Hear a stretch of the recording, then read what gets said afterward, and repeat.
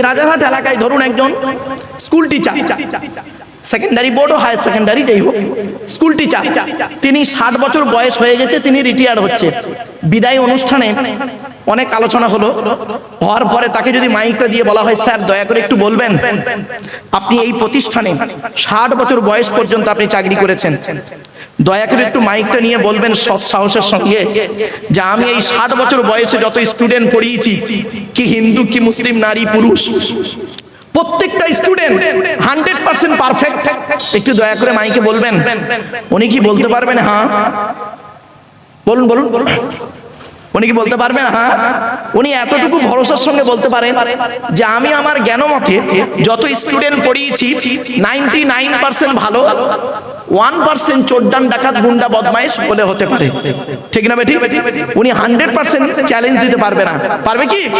কিন্তু শুনে নিন, চমকে যাবেন, এই পৃথিবীতে একজন মেসেঞ্জার এসেছিলেন, এই পৃথিবীতে একজন প্রফেসর এসেছিলেন, এই পৃথিবীতে একজন কি বলবো টিচার এসেছিলেন, এই পৃথিবীতে একজন গাইডার এসেছিলেন, যার জন্ম হলো 570 খ্রিস্টাব্দে, ইংরাজি মাস ছিল 29শে আগস্ট সোমবার, 570 খ্রিস্টাব্দের 29শে আগস্ট সোমবার, আর যার মৃত্যু হলো 632 খ্রিস্টাব্দে 33 খ্রিস্টাব্দে জুন মাসের 18 তারিখ সোমবার।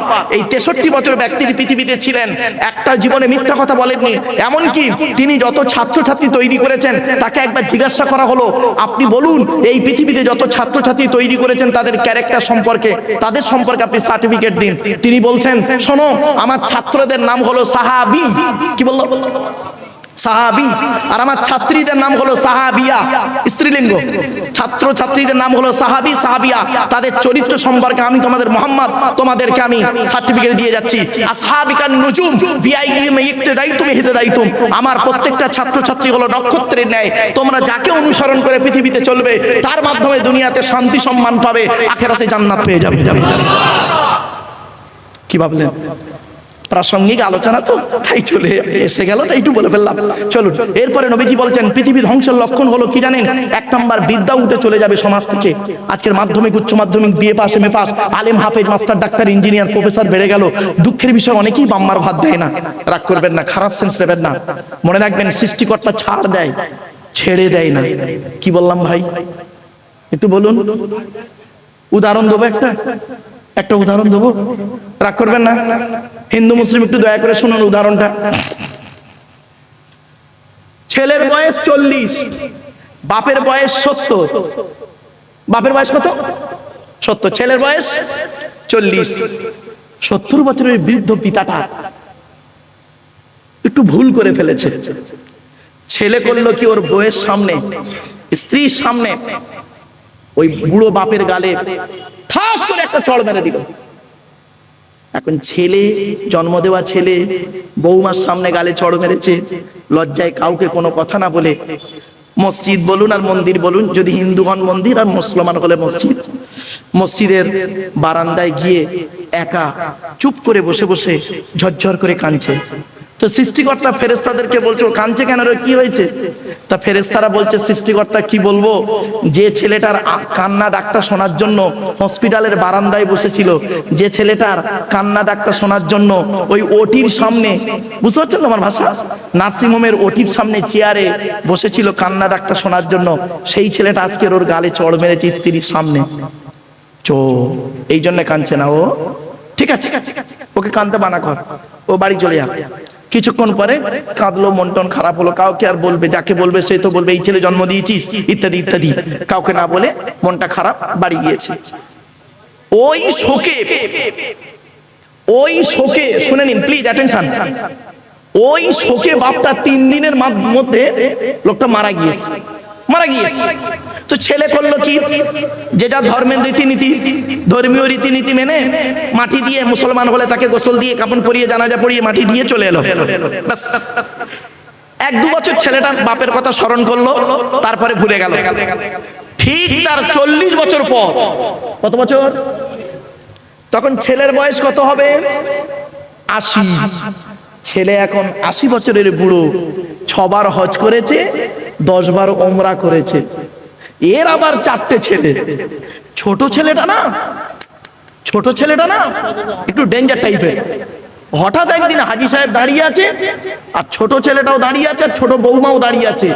কি ছেলের সঙ্গে কথা কাটাকাটি হতে হতে হতে হতে না, আর ছোট ছেলে করেছে কি, বাপের গালের দাড়িটা ধরে হাজী সাহেবের দুটো গলে দুটো ঠাস ঠাস করে দিয়েছে, এগালে একটা এগালে একটা।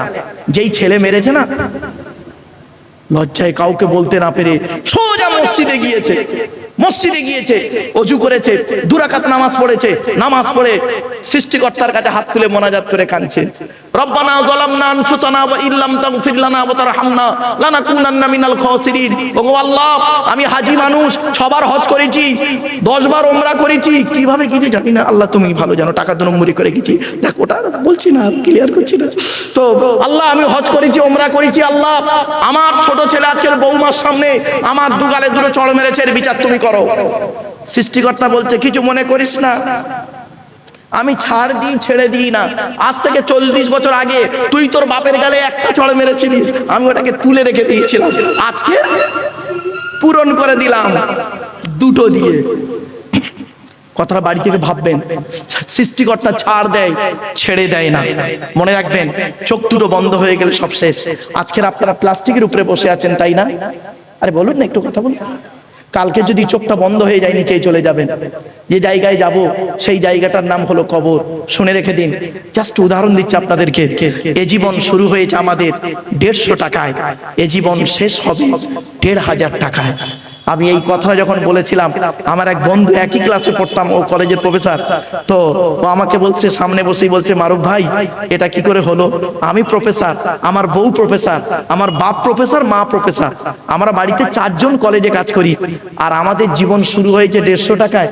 হ্যাঁ, আমরা 4 জনের মাইনে 1 মাসে করলে 5 লাখের উপর হয়। তখন আমি বলেছিলাম, অতগুলো মানুষের সামনে বলেছিলাম, আজও আপনাদের সামনে তুলে ধরছি, বলেছিলাম, বন্ধু যেদিন মায়ের পেট থেকে এসেছিলেন সেদিন সব থেকে দামি কাপড়টা কে কিনে দিয়েছিল? তা বলছে, আমার আব্বা। আমি বললাম, কাপড়টা নিজে পরতে পেরেছিলেন? বলছে না। কাপড়টার দাম কত ছিল? বলছে 1 থেকে 150 টাকায়। সৃষ্টিকর্তা বলছে, ওরে বন্ধু, ওরে আব্দুল্লাহিল মারুফ, জীবনের প্রথম কাপড় তুই নিজে পরতে পারলি না, অন্যেই তোকে পরিয়ে দিল, দাম ছিল তার 1 থেকে 150 টাকা। এ জীবন শুরু হলো তোর 150 টাকায়। আর যেদিন তুই মারা যাবি, যেদিন তুই মারা যাবি, খাঁচা থেকে প্রাণ পাখিটা উড়ে চলে যাবে, যেদিন তুই মারা যাবি, যে কাফনটা তোকে পরানো হবে তার দাম হবে 1000 থেকে 1500 টাকা। নিজেই পড়তে পারবি না, অন্যেই তোকে পরিয়ে দেবে। তাহলে কি দাঁড়ালো? এ জীবন শুরু হলো 150 টাকায়, এ জীবন শেষ হবে 1500 টাকায়। আর বাকি যা চোখ, কান, নাক, হাত, পা, মুখ, বিবেক, বুদ্ধি, ব্রেন দিয়ে জায়গা, জমি, গাড়ি, বাড়ি, বিল্ডিং, ব্যবসা করেছেন, ওই গীতার সারাংশ হয়ে গেছে সব। গীতার সারাংশ। গীতার সারাংশটা কি একটু শুনে যান। গীতার সারাংশ কি জানেন? যা হয়েছে তা ভালোই হয়েছে, যা হচ্ছে তা ভালোই হচ্ছে, যা হবে তা ভালোই হবে। কি হারিয়েছে তোমাদের? কাঁদছো? কি হারিয়েছে? কাঁদছো রাজারহাটের হিন্দু মুসলমানেরা? কি হারিয়েছে? কাঁদছো? ব্যবসায় লস হয়ে গেছে, কাঁদছো? স্বামী স্ত্রী ঝামেলা হয়েছে, কাঁদছো? ছেলে ভাত দেয় না, কাঁদছো? শরীরটা খুব অসুস্থ হয়ে গেছে, কাঁদছো? যা নিয়েছো এই পৃথিবী থেকেই তুমি নিয়েছো, যা দিয়েছো এই পৃথিবীতেই তুমি দিয়েছো। যেটা তোমার আজকের আছে, গতকাল সেটা অন্যের ছিল, আজ তোমার আছে। তুমি আজ মারা যাও, আগামী কাল সেটা অন্যের হয়ে যাবে। ঠিক না বেঠি? প্লিজ একটু ভাবুন, একটু ভাবুন। অনুরোধ করে বলে যাচ্ছি, আপনাদের এলাকায় কোনো মুসলমান যদি মারা যায়, আপনারা কি করেন? তাকে গোসল করিয়ে, ইসলামিক রীতিতে গোসল করিয়ে, কাফন পরিয়ে, জানাজা পরিয়ে, মাটি দিয়ে চলে আসেন। আচ্ছা, 20 দিন পরে কোনোদিন এই কবরটা একটু খুলে দেখেছেন? 2টো বাঁশ সরিয়ে দেখেছেন লাশটা কেমন আছে? দেখেছেন কি? একবার দেখলে না ব্রেনটা একটু ঘুরে যাবে। রাগ করবেন না বাপ, চলুন কি হয় শুনুন। মানুষকে মাটি দিয়ে আসার পর সর্বপ্রথম যে অঙ্গটা তার পছন্দ ধরে, দেহের সর্বপ্রথম 72 ঘন্টা পরে যে অঙ্গটা তার পছন্দ ধরে, তার নাম হলো নাক। এজন্য মানব দেহ যখন গরম হয় সর্বপ্রথম ঘামে হলো নাক। এরপরে আসছি 6 থেকে 8 দিন পর মাথার চুলগুলো, গায়ের লোমগুলো, হাতের নখগুলো খসে খসে পড়ে যায়। 10 থেকে 12 দিন পর মাথার ব্রেনটা পচে গিয়ে নাক দিয়ে, কান দিয়ে, গাল দিয়ে গড়াতে থাকে। 18 থেকে 20 দিন পর পেটটা ফেটে যায়, পোকায় তৈরি হয়। 2 মাস পর সমস্ত চামড়া মাংস পোকায় খেয়ে নেয়, ফ্রেমটা পড়ে থাকে। 6 মাস পর দেহের কয়েক কটা হাড়গুলো আলাদা হয়। 1 বছর পর দেহের কয়েক কটা হাড় ছাড়া বাকি সব মাটি খেয়ে নেয়। কোথায় গেল সুন্দরী নারীরা? ও সুন্দরী নারীরা, হিন্দু মুসলিম সুন্দরী নারীরা, ও সুন্দর যুবকেরা, কোথায় গেল তোমাদের দেহ? মনে রেখো, মাটির দেহ মাটি হবে, পুড়ে হবে ছাই। এ দেহ পচা দেহ, গরব কিসের ভাই? কিসের অহংকার? টাকার অহংকার বলেন। ক টাকার মালিক? মনে রাখবেন, কাফনের কোনো পকেট নেই, কাফনের পকেট নেই। টাকার অহংকার? সৃষ্টিকর্তা বলছেন কোরআনে আছে, আল্লাহুল গনি ওয়া আনতুমুল ফুকারা, আমি আল্লাহ হলাম ধনী, তোরা সব ফকিরের বাচ্চা। শুধু তাই নয়, কিসের অহংকার? জ্ঞান। কতটা জ্ঞান অর্জন করেছেন? সৃষ্টিকর্তা কোরআনে বলেছেন, 15 নম্বর পারা 9 নম্বর পৃষ্ঠা 6 নম্বর লাইন, সূরার নাম সূরা বানী ইসরাঈল, ওমা উতিতুম মিনাল ইলমি ইল্লা কলিলা, আমি সামান্য জ্ঞান তোকে দান করেছি। ও বাংলায় এমএ পাস করেছেন, বাংলার জ্ঞান? অ থেকে চন্দ্রবিন্দু চাঁদ অক্ষর কোটার ভিতরেই তোর জ্ঞান। সৃষ্টিকর্তা বলছেন। এখন যদি কাউকে প্রশ্ন করা হয়, এমন একটা ভাষা পৃথিবীতে, এমন একটা ভাষা একই অক্ষর দুবার এলো কেন? প ফ ব অন্তর্জ র ল ব, তাহলে একটা ভাষার মধ্যে দুটো অক্ষর দুবার এলো কেন? প ফ ব আবার অন্তর্জ র ল ব। এ তো অন্য ভাষার লোকেরা হাসবে, বেরে না উঠা আফসোস। সৃষ্টিকর্তা বলছেন, কিসের অহংকার দেখাস? ইংরেজিতে এমএ পাস করেছিস, ইংরেজির জ্ঞান এ থেকে জেড পর্যন্ত অক্ষর কোটার ভিতরেই তোর জ্ঞান। কয়েক কটা অক্ষরকে একত্রিত করে গোটা কত শব্দ ওয়ার্ড তৈরি করলি, কয়েক কটা ওয়ার্ডকে একত্রিত করে একটা সেন্টেন্স বাক্য তৈরি করে কি বললি? There is a no god, Allah নাই। সৃষ্টিকর্তা বলছে, একবার ভেবে দেখ, তোর চোখ থেকে কয়েক হাজার কিলোমিটার দূরে চাঁদ, তাকে তুই দেখতে পাস, চোখের উপরেই কপাল, আয়নার সহযোগিতা ছাড়া দেখতে পাস না। ঠিক না বেঠিক? আফসোস, আপনাদের সৃষ্টিকর্তা হাত দিয়েছে, দয়া করে একবার হাতগুলো ছেড়ে দেবেন। দেখুন প্রত্যেকের হাতগুলো দেখুন, আঙুলগুলো মোড়া। দেখুন কারোর হাত এমন নেই, প্রেসার দিলে এমন হবে, নইলে এমন। দেখুন আরো বাচ্চাদের দেখবেন হাতগুলো নরমাল ভাবে দেখবেন এমন। কেন? কোনোদিন ভেবেছেন? কোনোদিন ভেবেছেন এমন কেন? শুনে নিন, ভাবতে অবাক লাগে। হযরত আদম নবী আমাদের প্রথম যে পিতা ছিলেন, পৃথিবীর প্রথম মানব যাকে আদম বলা হচ্ছে, আদমকে যখন সৃষ্টিকর্তা তৈরি করেছিলেন, হাত দুটো ছিল মুঠো মারা। সৃষ্টিকর্তা আদমকে বললেন, আদম হাত দুটো খোলো। তো আদম হাত দুটো খুলেছে। খোলার পরে ডান হাতের তলায় কিছু নারী আর পুরুষ দেখতে পেলেন, বাম হাতের তলায় নারী আর পুরুষ দেখতে পেলেন। সৃষ্টিকর্তাকে আদম প্রশ্ন করেছিলেন, ও সৃষ্টিকর্তা, এরা কারা? সৃষ্টিকর্তা বলেছিলেন, আদম, ওরা সব তোমার সন্তান, ছেলে মেয়ে। তখন আদম বলেছিলেন সৃষ্টিকর্তাকে, আচ্ছা এদেরকে আলাদা করলেন কেন? সৃষ্টিকর্তা বলেছিলেন, আদম, তোমার বাম হাতের তলায় যাদেরকে দেখতে পাচ্ছ ওরা সব নরকবাসী, আর ডান হাতের তলায় যাদেরকে দেখতে পাচ্ছ ওরা সব স্বর্গবাসী, জান্নাতি। এখানে বসে বসে আপনি ভাবুন, আপনার তকদিরটা আদমের বাম হাতের তলায় আছে না ডান হাতের তলায় আছে, এই বিশ্বাসটা হলো মারাত্মক। কত মানুষ দেখবেন পৃথিবীতে ভালো কাজ করে গেল সারা জীবন, মরণের 2 বছর আগে এমন পাপ কাজ করে গেল, শেষ বলার শেষ নেই। আবার কত মানুষ দেখবেন সারা জীবন পাপ কাজে লিপ্ত ছিল, মরণের কয়েক বছর আগে, 2 বছর আগে এত ভালো হয়ে গেল, পৃথিবী ছেড়ে গেল। ব্যাস, এজন্যই তো বলি, যারা শুধু মরে নাহি দেয় প্রাণ, তাদের কবু কোনোদিন করেনি সম্মান।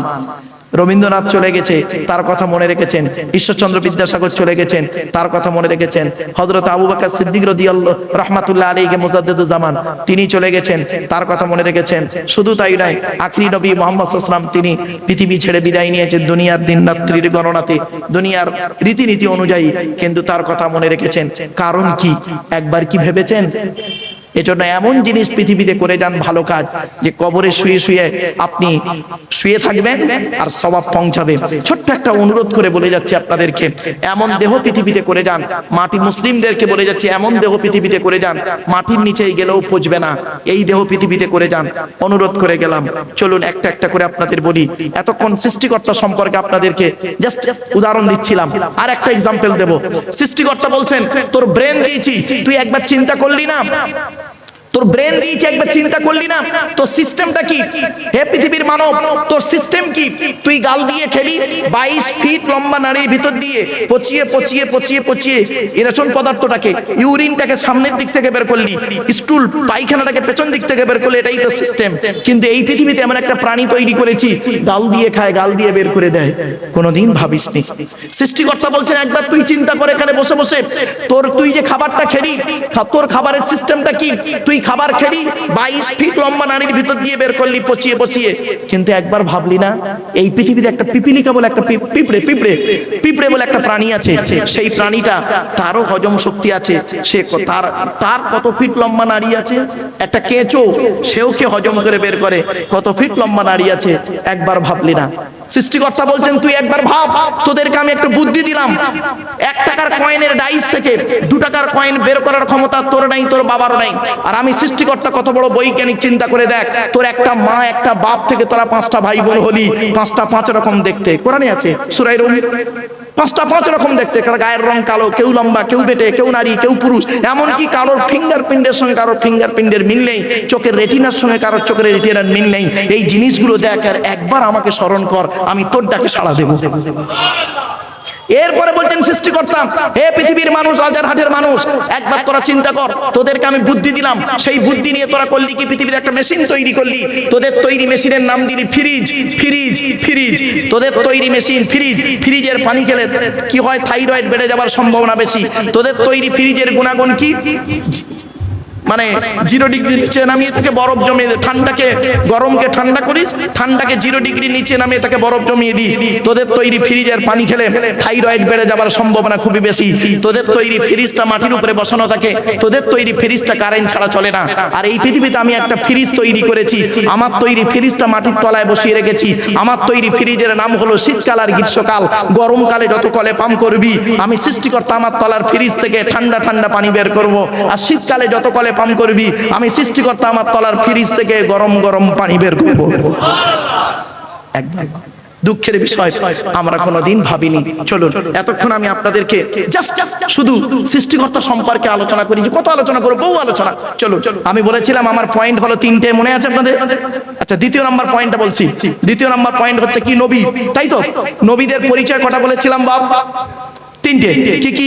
1 নাম্বার, যিনি নবী হবেন তার চরিত্র উত্তম হতে হবে। 2 নাম্বার, যিনি নবী হবেন তার উপরে সৃষ্টিকর্তা আল্লাহ তরফ থেকে ওহী নাযিল হতে হবে। 3 নাম্বার, যিনি নবী হবেন তার দ্বারা অলৌকিক ঘটনা ঘটতে হবে।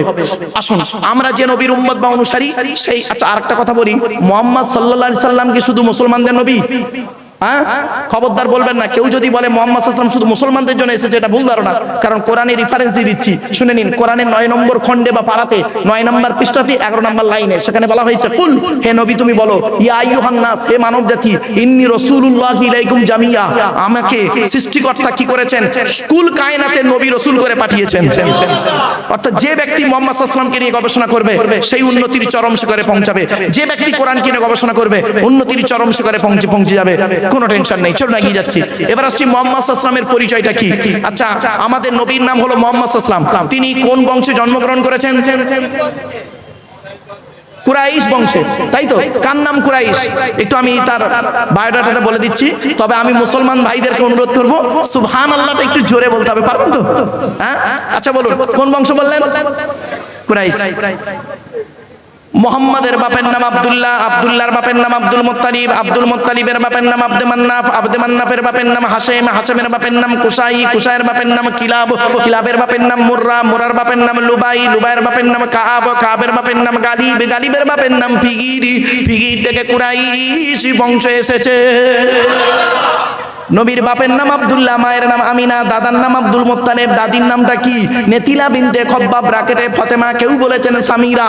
নবীর নানার নাম হলো আব্দুল ওয়াহাব জুহরি, নবীর নানির নাম হলো বারিরা বা বাররা, নবীর দুধবার নাম হলো হালিমা, নবীর দুধ বাপের নাম হলো হারেস, নবীর দুধ ভাইয়ের নাম আব্দুল্লাহ, নবীর বাপের নাম আব্দুল্লাহ, নবীর দুধ ভাইয়ের নাম আব্দুল্লাহ। দুটো জন এক করে ফেলবেন না। নবীর জন্ম 570 খ্রিস্টাব্দে, ইংরেজি কি মাস ছিল? 29 আগস্ট, আরবি মাস ছিল রবিউল আউয়াল মাস, 12 তারিখ, মতান্তরে 9 তারিখ সোমবার শবে সাদেকের সময় আরবের মক্কা নগরী কুরাইশ বংশে নবীর জন্ম। নবীর বাপেরা হলো 10 ভাই, নবীর মায়েরা হলো 19 বোন। নবীর 9টা চাচা, 18টা খালা, 6টা ফুফু, 7টা ছেলে মেয়ে। নবীর 9টা চাচার নাম কি? বড় চাচার নাম হারেস, জুবায়ের, মুকাইয়িম, ফাইদা, জাইদা, আবুল আহাব, হামজা, আব্বাস, আবু তালেব। নবীর বাপ হলো আব্দুল্লাহ। নবীর 7টা ছেলে মেয়ে, 3টে পুত্র সন্তান, 4টে কন্যা সন্তান। 3টে পুত্র সন্তানের নাম কি? 3টে পুত্র সন্তানের নাম হলো, বড় ছেলেটার নাম হলো কাসেম, তারপরের ছেলেটার নাম হলো তাহের বা তৈয়েব, ছোট ছেলেটার নাম হলো ইব্রাহিম। 4টে কন্যা সন্তানের নাম কি? বড় মেয়েটার নাম জয়নাব, রুকাইয়া, উম্মে কুলসুম, ছোট মেয়েটার নাম হলো ফাতেমা, যার সঙ্গে নবীজি হযরতে আলীর বিবাহ দিয়েছিলেন। এখানে একটি ছোট্ট প্রশ্ন, তার উত্তর। আচ্ছা, হযরত আলীকে জামাই করতে গেলেন কেন নবীজি? আরবে কি ছেলের খুব অভাব ছিল? তাও নয়। আর হযরত আলী রাদিয়াল্লাহু তাআলা আনহু কি কোটিপতি ছিলেন? তাও নয়। অনেক আলোচনা, তবে সংক্ষেপে আপনাদেরকে বলে দিচ্ছি, শুনে নিন। হযরত আলীর মধ্যে সৃষ্টিকর্তা অনেক গুণ দান করেছিলেন, প্রত্যেক সাহাবীর মধ্যে অনেক গুণ দান করেছেন। সাহাবীদের সম্পর্কে ভালো ধারণা রাখবেন, খারাপ ধারণা কোনোদিন করবেন না। সেখান থেকে আমি দুটো গুণ তুলে আপনাদেরকে বলছি। এখান থেকে একটা শিক্ষা নেওয়া দরকার, কি কোন ছেলেকে জামাই করবেন। যাই তাই ছেলেকে আপনারা জামাই করবেন না, আপনাদেরকে আমি অনুরোধ করে যাচ্ছি, যাই তাই ছেলেকে জামাই করবেন না। আর কোন মেয়েকে বৌমা করবেন, যাই তাই মেয়েকে বৌমা করবেন না। একলা বাপের একটা ছেলে দেখে ছুটবেন না, সব একলা বাপের একটা ছেলে সমান নয়। আর এক খালি সাদা চামড়া দেখে মেয়ে বৌমা করবেন না, সব সাদা চামড়ার মেয়ে ভালো নয়। রাগ করবেন না। বাংলায় একটা কথা আছে, নদীর জল ঘোলা ভালো, জাতের মেয়ে কালো ভালো। ঠিক না বেটা? নদীর জল ঘোলা ভালো, জাতের মেয়ে কালো ভালো। রাগ করবেন না। আমার অনেক মা বোন আছেন হয়তো শুনছেন, তারা খারাপ সেন্স নেবেন না, আমি বাস্তবটাই বলছি। কোন ছেলেকে জামাই করবেন, যে ছেলের মধ্যে দুটো গুণ পাবেন। কটা গুণ? দুটো গুণ। আর কোন মেয়েকে বৌমা করবেন, কোরআনে আছে যে মেয়ের মধ্যে 6টা গুণ পাবেন। একটু দয়া করে শুনে যান, হাতে টাইম আছে 2 মিনিট হবে, একটু বলা যাবে না বন্ধু? ব্যাস চলুন। ছেলেদের কটা গুণ বলেছি? দুটো। কি কি? 1 নাম্বার, ছেলেটি সৎ ছেলে কিনা খবর নেবেন। সৎ কাকে বলে? আমি বক্তব্যের শুরুতেই অনেকক্ষণ ধরে কথাটা বলেছি, 2 ঠোঁটের মাঝখানে 2 রানের মাঝখানে। আপনি মেয়ে দেখতে গেলে মেয়ের তো আদ্যপান্ত দেখেন, মেয়েটা কটা প্রেম করেছে, মেয়ের বাপের ক্যারেক্টার ভালো না খারাপ, মেয়ের মায়ের ক্যারেক্টার ভালো না খারাপ। কই একবার ছেলেটাকে তো দেখেন না, ছেলে কটা মেয়েকে নষ্ট করেছে, ছেলের বাম্মার ক্যারেক্টারটা কেমন। আফসোস, আমরা মেয়েদের দেখি কিন্তু ছেলেদের দেখি না, এটা উচিত নয়, উভয়কে দেখা ভালো। আরেকটা কথা বলছি শোনেন, তাহলে 1 নাম্বার হলো সৎ ছেলে কিনা খবর নেবেন। 2 নাম্বার হলো ছেলেটি কর্মী কিনা খবর নেবেন। কর্মী, বাপের হোটেলে খায় এমন ছেলেকে জামাই করবেন না, ছেলেটা পরিশ্রম করে কিনা খবর নেবেন। এবার আসছি কোন মেয়েকে বৌমা করবেন, খুব ইম্পর্টেন্ট। হিন্দু মুসলিম একটু দয়া করে জেনে নিন। কোরআনে বলা হয়েছে কি, মুসলিমাতিন মুমিনাতিন কনিতাতিন তাইবাতিন আবিদাতিন সাইহাতিন সাইয়্যিবাতিন ওয়া আবকারা। সূরা তাহরিমের 28 নম্বর পারা বা খণ্ডের 19 নম্বর পৃষ্ঠার 11 নম্বর লাইনে সূরার নাম সূরা তাহরিমের 5 নম্বর বাক্যতে বলা হয়েছে কি, 1 নম্বর যদি আপনি মুসলমান হন, মেয়েটি মুসলমান কিনা খবর নেবেন। 2 নম্বর, মেয়েটি বিশ্বাসী মেয়ে কিনা খবর নেবেন। আর খুব ইম্পর্টেন্ট কি জানেন, কনিতাতিন, আনুগত্যশীলা মেয়ে কিনা খবর নেবেন। দূর থেকে খবর নিয়ে দেখবেন মেয়েটি ওর বাপ আর মাকে ভক্তি শ্রদ্ধা করে কিনা খবর নেবেন। দূর থেকে খবর নিয়ে সঠিক তথ্য যদি পেয়ে যান মেয়েটি ওর বাপ আর মাকে ভক্তি শ্রদ্ধা করে না, ও যত সুন্দরী মেয়ে হোক, যত বড় মাস্টার ডাক্তার ইঞ্জিনিয়ার প্রফেসরের মেয়ে হোক, খবরদার ওই মেয়েকে জীবনে বৌমা করবেন না। কারণ কি জানেন, ও ওর নিজের বাম্মাকে ভক্তি শ্রদ্ধা করে না, তোমার বাম্মার পাতে সহজে 1 থালা ভাত দিতে চাইবে না। বেশিরভাগ মেয়েদের সংসার নষ্ট হয়, কি হিন্দু কি মুসলিম, বর্তমান সময়ে বেশিরভাগ মেয়েদের সংসার নষ্ট হচ্ছে মেয়ের মায়ের কান ভাঙা নিতে। ঠিক না বে ঠিক? যে মেয়ের মা যত বেশি চালাক, ওই মেয়ের কপালে তত তাড়াতাড়ি তলাক। আর একটা কথা বলছি, মেয়েদের শত্রু কথা জানেন? মেয়েদের শত্রু পৃথিবীতে দুটো। রাগ করবেন না মা বোন, না ভালো করে শুনে নিন। মেয়েদের শত্রু পৃথিবীতে দুটো। 1 নম্বর হলো সতীন। সতীন হলো মেয়েদের চরম শত্রু। আমার অনেক মা বোন আছে, কি হিন্দু কি মুসলিম, রাগ করবেন না মা বোনেরা, মেয়েদের বুদ্ধি দেখুন, রাগ করবেন না। কি করে, স্বামী মরে যায় যাক, স্বামী মরে যায় যাক, সতীন তো বিধবা হলো, ও নিজে যে বিধবা হয়ে গেছে ওর খেয়ালই নেই। আর একটা শত্রু মেয়েদেরকে শুনুন, মেয়েদের আর একটা শত্রুর নাম শুনবেন, ননদ। ননদ, আপনারা কি বলেন? ননদ হলো মেয়েদের চরম শত্রু। এজন্য আমি অনুরোধ করে যাচ্ছি আপনাদেরকে, হিন্দু মুসলিম ভাইদেরকে অনুরোধ করে যাচ্ছি, আপনি যখন আপনার বোনকে ছোলা চিনি জামা কাপড় টাকা পয়সা দেবেন, বউকে না যাইনে দেওয়াটাই হলো উত্তম। আর অনেকে আছে দেখবেন বউ পাগলা বিবির গোলাম। রাগ করবেন না, কি করেছে জানেন, বোনকে একটা শাড়ি দিচ্ছে, বউকে জানিয়ে, জানো সোনা এইটা বোনকে দিচ্ছি, ওর কলজে ফেটে যাবে। রাগ করবেন না। আচ্ছা কেনই বা আপনারা বইয়ের অনুমতি নেবেন না? আপনাদের তো বইয়ের অনুমতি নিতেই হবে। কেন নেবেন একটু শুনে যান দয়া করে, রাগ করবেন না। আপনাদের মনে আছে গভীর রাতে, বাসর রাতে একা একা বইয়ের ঘরে যখন ঢুকেছিলেন, মনে মনে কি বলেছিলেন? একটু মন্ত্রটা শুনে নিন। 50,000 টাকা ইয়াম্মা গাড়ি 5 ভরি সোনার বিনিময়ে আজ থেকে তোমার বাপের কেনা চাকর গোলাম হইয়া গেলাম। তুমি যাহাই বলিবে তাহাই শুনিব। গন্ডগোল যদি করি মারিতে দ্বিধাবোধ করিবে না। তোমার বিরুদ্ধে যদি কোনোদিন কোনো গন্ডগোল করিয়া থাকি, রাজার আত্মারায় বধূ নির্যাতন কেস দিয়া বাপ আর মাকে জেল খাটাইয়া লকাবে ঢুকাইয়া আমারে পেটাই দেবে। রাগ করবেন না, রাগ করবেন না। কথাটা শুনতে হাসি লাগলো কিন্তু বাস্তব কথা। শুনে নিন, যে ছেলেটা মাধ্যমিক পাশ করলো, নিরুপমার করুণ গল্পটা গল্পগুচ্ছ কাহিনী রবীন্দ্রনাথের লেখা দেনা পাওনা গল্প পড়ার পরে সে ছেলে যদি বলে মাধ্যমিকে স্টার পেয়েছি, আমার সার্টিফিকেটের দাম হলো 50,000 টাকা, ইয়াম্মা গাড়ি 5 ভরি সোনা, তবে একটা গরিবের মেয়েকে বিবাহ করব, আমি আব্দুল্লাহ কির মারুফ বলে যাচ্ছি, ওই মাধ্যমিকে স্টার পাওয়া ছেলেটার থেকে যে ছেলেটা 4 পাস করে বাড়িতে বসে থাকে, 4 পাস করা ছেলেটা মাধ্যমিকে স্টার পাওয়া ছেলের থেকে ভালো। ঠিক না বেটি? শুনে নিন, কোন কথার বিরোধিতা করতে শিখুন, কি হিন্দু কি মুসলিম। অনুরোধ করে বলে যাচ্ছি, অনুরোধ করে বলে যাচ্ছি। হয়তো কথাটা শুনতে সাময়িক খারাপ লাগবে, কিন্তু অতি বাস্তব কথা। এই কথা যদি আমি না বলি, কিয়ামতের মাঠে আমাকে ধরা হবে। চলুন আর একটু এগিয়ে যাচ্ছি। আচ্ছা ভাই, পুত্র সন্তান দেওয়ার মালিক কে? জোরে বলুন। কন্যা সন্তান দেওয়ার মালিক কে? এখানে কত সুন্দর কথা বলছেন, কিন্তু প্র্যাকটিক্যাল কি তাই হয়? এখানে বলছেন, কিন্তু প্র্যাকটিক্যালে কি হয়? যখন প্রথম বাচ্চা যদি কন্যা সন্তান হয়, অনেক বাপ আছে, অনেক বাপ আছে, অনেক শ্বশুর শাশুড়ি আছে। বৌমার যদি প্রথম সন্তান কন্যা হয়, রেগে যায়, এমনকি তার প্রতি অত্যাচার চলে। আপনি কি জানেন 10টা কুপুত্র সন্তানের থেকে, 10টা কুপুত্র সন্তানের থেকে একটা সুকন্যা সন্তানই যথেষ্ট। ঠিক না বেঠিক? এজন্য আপনাদেরকে আমি অনুরোধ করে বলে যাচ্ছি, ছেলেদেরকে যেমন মাধ্যমিক, উচ্চ মাধ্যমিক, বিএ পাস, এমএ পাস, আলেম, হাফেজ, মাস্টার, ডাক্তার, ইঞ্জিনিয়ার, প্রফেসর করাচ্ছেন, সাথে সাথে মেয়েদেরকেও মাধ্যমিক, উচ্চ মাধ্যমিক, BA pass, MA pass, আলেমা, হাফেজা, master, doctor, engineer, professor করাবেন। কারণ কি জানেন? ইংরেজিতে একটা কথা আছে, 1 mother's is equal to 100 teacher. একটা মা হলো 100 জন শিক্ষকের সমতুল্য। একজন পুরুষ যদি শিক্ষিত হয়, সে কেবল নিজেই শিক্ষিত হয়। একজন নারী যদি শিক্ষিত হয়, গোটা পরিবারটা শিক্ষিত হয়। এজন্য ছেলেকে ধনী না বানিয়ে জ্ঞানী বানিয়ে যান।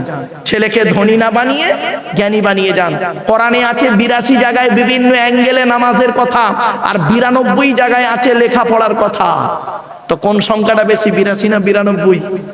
তাহলে লেখাপড়ায় পিছিয়ে কেন, গবেষণায় পিছিয়ে কেন? অনুরোধ করে বলে গেলাম। এখন যদি বলেন হুজুর আমি গরিব মানুষ, আমার ছেলেকে লেখাপড়া শেখাতে পারছি না, গরিব, ওটা কোনো কজ নয়। রাগ করবেন না। যে চাই চিনি তাকে যোগাই চিন্তামণি, যে চাই চিনি তাকে যোগাই চিন্তামণি। আচ্ছা, আপনি কি ওই ভারতের প্রাক্তন রাষ্ট্রপতি আবু বাকির জয়নুল আবেদিন আব্দুল কালাম, যিনি পৃথিবী ছেড়ে চলে গেছেন, যাকে মিসাইল ম্যান বলা হয়, ভারতের একজন মানে রাষ্ট্রপতি ছিলেন, প্রাক্তন রাষ্ট্রপতি, তার বাপের মতো কি গরিব আপনি? তাহলে আপনি কেন পথ দেখাচ্ছেন? ছেলে মেয়েকে লেখাপড়া শেখান।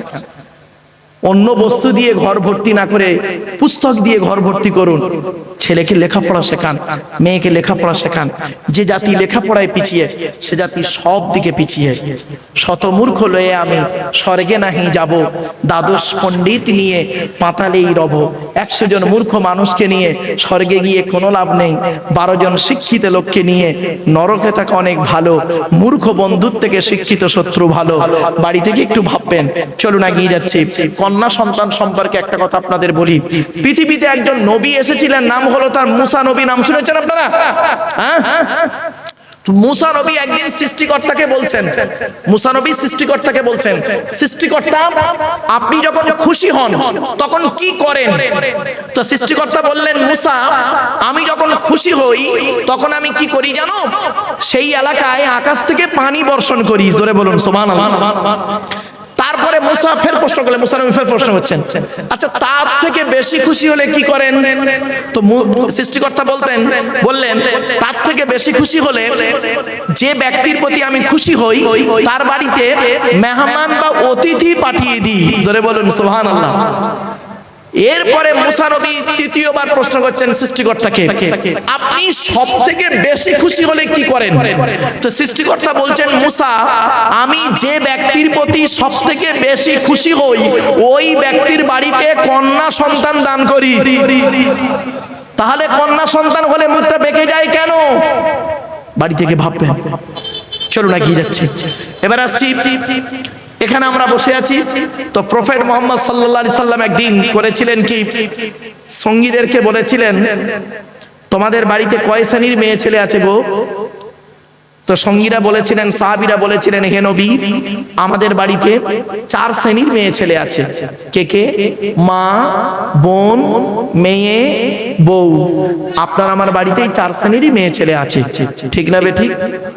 মুহাম্মদ সাল্লাল্লাহু আলাইহি ওয়াসাল্লাম বলেছিলেন, তুমি কি করে বুঝবে এই 4 শ্রেণীর মেয়ে ছেলে স্বর্গে যাবে না নরকে যাবে, জান্নাতি না জাহান্নামী? কি করে বুঝবেন আপনারা? চলুন, মুহাম্মদ সাল্লাল্লাহু আলাইহি ওয়াসাল্লাম বলে গেলেন এই টু দি পয়েন্টের এই কটা কথা দয়া করে একটু শুনে যান। কি মুহাম্মদ সাল্লাল্লাহু আলাইহি ওয়াসাল্লাম বললেন,